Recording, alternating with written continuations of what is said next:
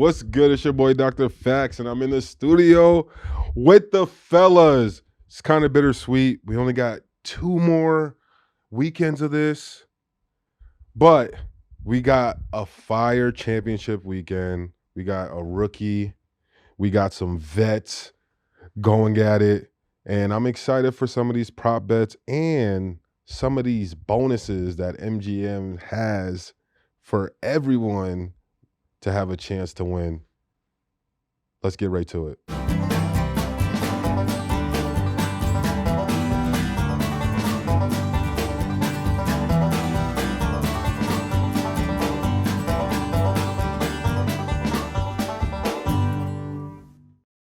Championship weekend. 4 teams remain.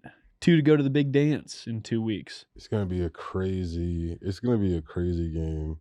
I'm hoping there's more snow this weekend. The snow, we got spoiled with snow last weekend. Seeing the Eagles run around against the Rams, see Matt Stafford trying to throw deep balls in the driving snow, and then Josh Allen running, like as Chris said, a Clydesdale. Right. No snow expected this weekend, but there might still be some on the ground. And do your snow dance. We might get some snow if you do your snow dance. Make sure you do your snow dance. Do you have a snow dance, Nate? No. I don't think I want snow. I want some good hard-nosed football with no interruptions. No elements affecting fumbles or stuff like that. I just want a good, clean game, to be honest. Well, let's do our bet dance then. Let's do a bet dance to get some good vibes for our bets. And the 2 games this weekend, obviously, Commanders at Eagles, Bills at Chiefs. The Eagles giving 6 points. Crazy. I don't know why this line jumped like this, but I just feel like whether you're a Commanders fan or you just like the bet, if you've watched the Commanders play, +6 feels like a steal. I don't know. Yeah? I feel like I would probably bet the Eagles at 6 if forced to bet. I just feel like Commanders are really going to struggle to stop the run. I think they can score with them. It wouldn't shock me at all if the Commanders cover. It would really surprise me if they win. So here's my issue with the Eagles. And this is just, I don't know if this is true or not, but just the way Jalen Hurts ended the game last week, if he's not 100% for this game, I don't see them being successful with the tush push. And the Eagles, if they have to run the tush push 3 to 4 times and it's on 4th down and they don't get them, even if they go 50% with that, that's a huge swing in a game like this. And that's my worry. I just don't see how, if his knee was that hurt, like that he was hobbling at the end of the game, where he can help push a pile and get a first down in situations. I get what you're saying. Yeah. I just feel like the Eagles are going to be more explosive than we've seen them in the past. Like Washington gives up a lot of big plays. Mm-hmm. We saw Saquon be explosive last week, obviously. I don't think they're going to get down on a bunch of goal-to-go situations. I think you'll see long rushing touchdowns.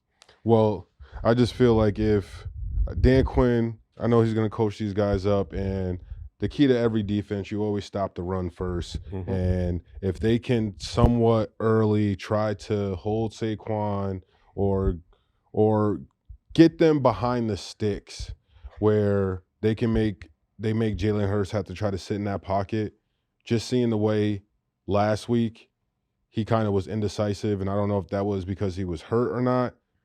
I just feel like the Commanders, they have a chance to really make some noise. The Commanders and Jayden Daniels specifically against the Eagles this year combined for 449 passing yards, a 78.2 QBR, 6 touchdowns, 3 picks. Obviously, that game, their most recent matchup, Jalen Hurts missed, I think, like 75% of it because of his injury. But in the Eagles and Jalen Hurts are 4-0 in the playoffs when Jalen Hurts throws less than 250 passing yards. So it's an amazing stat. Yeah. It speaks to like the strength of their team, that when their offensive line is rolling and they don't need to pass and they can play from ahead.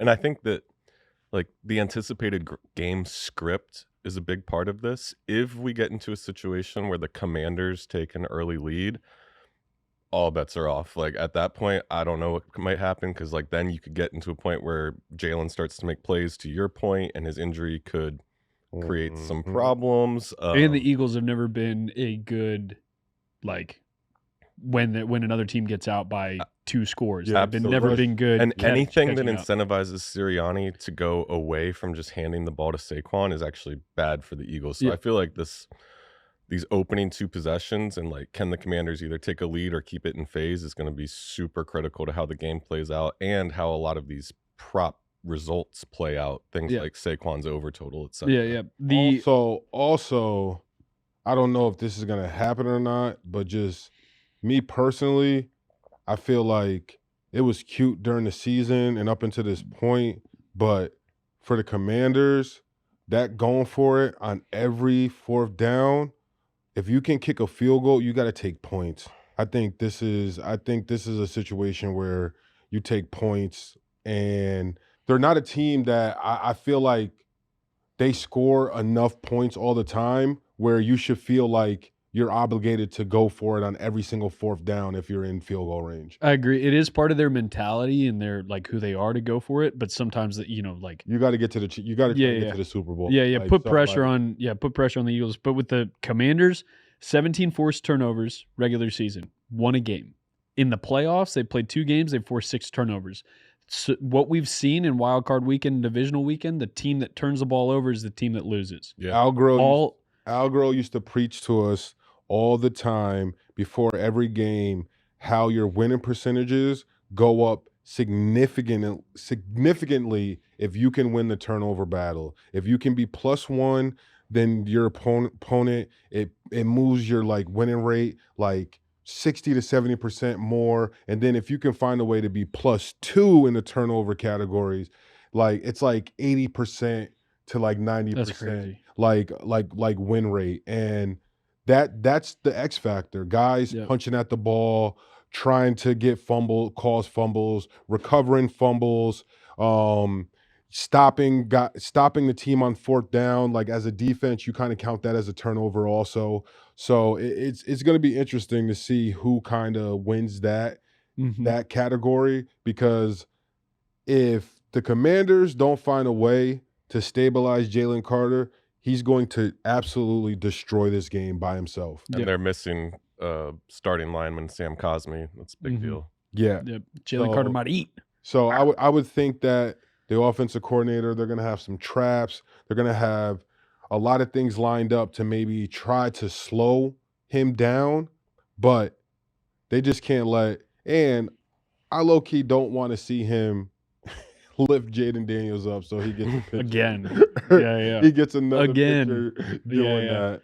Even though he's probably my favorite player on the field for this game. It's got to run it back. That's what he's thinking. He's going to be in the trenches like, I got to run it back. Give me he's one got more. a signature move like a wrestler. It's like picking up the quarterback and putting a finger in the air. Signature. And for him, the best thing about it is it's actually the best thing because you guarantee won't get a penalty as long as you do that every time and like you don't do anything else after or try to drop them funny. Like I think that's probably the best case scenario for anyone involved, because if you're a quarterback, him doing that versus maybe slinging you to the ground or potentially running through your face mask, I think that's probably a better situation. No doubt. In this game, do you have any prop bets you like? I do.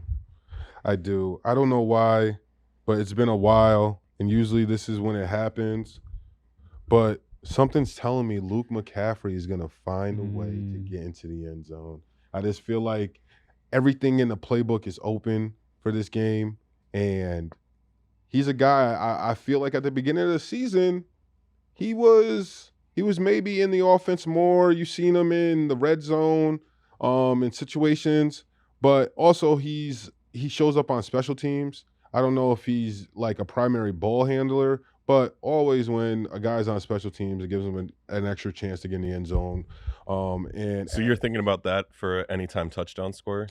Anytime touchdown score. So if y'all are out there betting anytime touchdown scores on BetMGM, be sure to opt into the promo that will give you a share of $250,000 if your bet has the longest touchdown of the week. Like our guy Aiden that works here on social media with us, he won a $600 free bet just by placing a $10 bet on Saquon Barkley. Only 415 people opted in. I bet a lot more people made that bet and did not opt in. Don't forget to opt into that promo. It's free money. And remember, you have to bet at least $10. That's what I was thinking. I think maybe there was probably a good portion of people didn't realize you had to bet at least $10 on that. Pick a anytime touchdown score, opt in, bet $10 on them. Yep. That's how you do it. Opt in first, then pick the anytime touchdown scorer. So you make sure that you're in the bet. That's a good point. That's a good point. And yeah, I just feel like Luke McCaffrey. And then I don't know why this is calling my name, and just because it's such high odds, do I think this is going to happen? No. Can it happen? Yeah.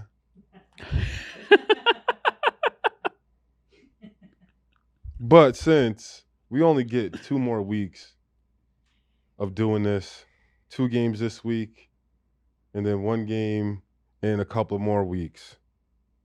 So I was looking at no touchdowns at plus 20,000 odds. Damn. You throw $2.50 on it, gives you $500. Nice little sweat. If this is a field goal matchup, if this is just like a 4th down battle, no one's getting it, the ball's just going back and forth. Who knows? Who knows? If what there's can no happen? touchdowns, I will give you guys $500. Deal. Why do I feel like that's hate? It is. It is. That's a terrible bet. Is it a terrible bet? Yeah. I don't want to paint the scenario, but it's like, what if Jalen Hurts doesn't finish the first quarter? Like, who's the backup? Are they going to score? Kenny Well, Pickett or Saquon Tandy Barkley McKee? will score. I don't Yeah. know if Kenny Pickett will. Okay. Well, Nah, you can make Hey. that bet if you hate money. He They did got say it's only $2.50. only $2.50, guys. You spent worse. You spent more on worse. That's right. I would think. Yeah. Second game on Sunday.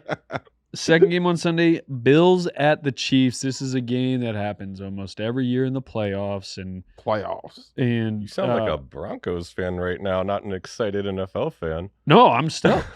But it's been 0-3 for Josh Allen to Patrick Mahomes. That's the Broncos fan in me, seeing this AFC West dominator continue to make the Super Bowl. And It ends this championship. weekend, Reid. It You think ends. so? Bills. Yeah, Bills. Yeah.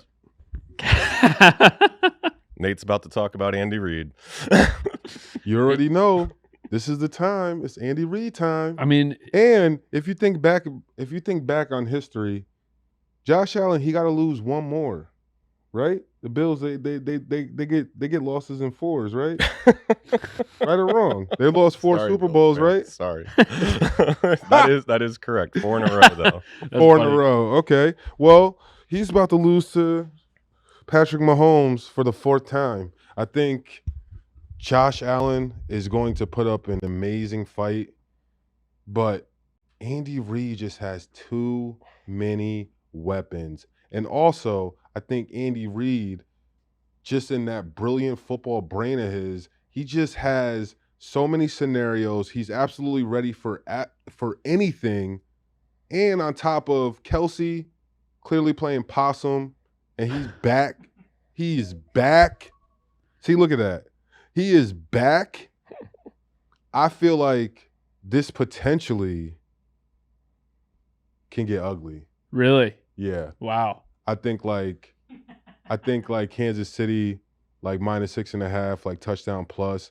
Dude, Obviously, they haven't blown anybody out all year. I know, and that's why I feel like this is the time. And the reason why is just like during the season, even now, it like in the playoffs, it doesn't matter. Like Andy Reid's not worried about that. But I just feel like the way the game script can possibly go, and also Kansas City's defense is way better than the Bills' defense. Yeah, and if their special teams are probably better too. Exactly, and if their defense, like early and often, if they can keep Josh Allen like off the field, that, like, in my head, I can see it getting ugly. Like, yes, Josh Allen will keep them in this game by any means necessary, but I can see it being a game where Josh Allen loses and he scores 3 to 4 rushing touchdowns. I can see it getting like that because if Kansas City's defense and their back end is really on, like, and they lock down, they force them just to hand the ball off to Cook or run with Josh Allen, you can't win a game like that. Like, you have to get Khalil, Shakir. You got to get Shakir involved. We haven't seen Amari Cooper much. We haven't seen Cooper. We haven't seen the rookie. What's the rookie? Keon Coleman. Keon Coleman. Like, all these weapons that the Bills have, but if they can't get them incorporated, I don't think in a playoff game against Patrick Mahomes and Andy Reid that Josh Allen and Cook is going to be enough for you to win. Interesting. I just remembered something that I said last year. I'm going to call out my own hypocrisy. Last year, after betting against Pat Mahomes in the playoffs, I was like, I am never betting against Pat Mahomes in the playoffs ever again. But I'm going to do it this weekend. That's right. Hey, things like that are meant to be broken in the betting world. But it is interesting that Josh Allen plays better against Patrick Mahomes in the playoffs despite him being 0-3. Those 3 games, the Bills average 28 points a game. Josh has 342.3 passing yards a game, 9 touchdowns to 1 turnover. It's wild. And all the 3 losses. Versus in the regular season, 26 points a game, 296.2 yards per game, 13 touchdowns, 4 turnovers. It's weird. When did they announce the regular season MVP? Like this week or after this game? Next week. It'll be next week. It's weird because neither one of these teams is a huge media market, but I have the feeling this might be the highest viewed AFC Championship game of all time. I mean, it's like we've had the run up. We've had like of all Josh time. versus Patrick 1, Josh versus Patrick 2, Josh versus Patrick 3. This is 4. I think the first game is going to get that. I think this is about to be. I think this is about to be a record weekend. I think the amount of people that are watching, if Jayden Daniels can win this game somehow, some way, and or for Saquon to do some unbelievable shit, like I think the ratings are going to be like up there. Yeah, just as a whole for the NFL, I think this is going to be a great weekend. And first time in a while, like for me, I feel like no matter what outcome of either of these games, like we're getting an amazing Super Bowl. Yeah. Like we're getting an amazing Super Bowl, and whether you like big time stars or you like kind of like underdog stars, like we have stars. Yeah, or rookie stars. we had kind of have it on both sides. So this should be a hype weekend. It'll be a good one. And we, as per usual, put in a little fun, our little parlay here with the fellas. Gosh, guys, we only have this week and then Super Bowl. I know we're gonna have to talk some like basketball. But this one's more realistic. This one's more realistic. Not looking for the super big time payday, but we want to get a win. Dub. We just want some cheddar cheese off this thing. It'd be great. We've been throwing $15 at it all year. Can buy some extra beignets in New Orleans. Yeah, that's right. So my leg, I got Terry McLaurin, 75 plus receiving yards, expecting the Commanders to be playing from behind, throwing the ball a lot. I rolled, as Nate said, Travis Kelce playing possum. He comes alive in the playoffs. Kelce over 100 receiving yards. And I am going with Austin Eckler, rushing and receiving yards, plus 75. I just like that bet. I don't know why. I just feel like Eckler always finds his way with the ball, and he hit it last week. Yeah, I know, and he's like scrambling and catching passes, and at good value. Savvy vet, he knows what he's doing. I think it's at plus 340, and yeah. What are those three bets together? Put what do we got together, and you're looking at almost 37-1, and I was lucky enough to have a little 33% parlay boost from BetMGM, so we got it up to about 49-1. Matt treating us well. Good deal. Do you, Nate? Do you have any other prop bets for Bills Chiefs? This is great value, plus 3,000. Do I think it's gonna happen?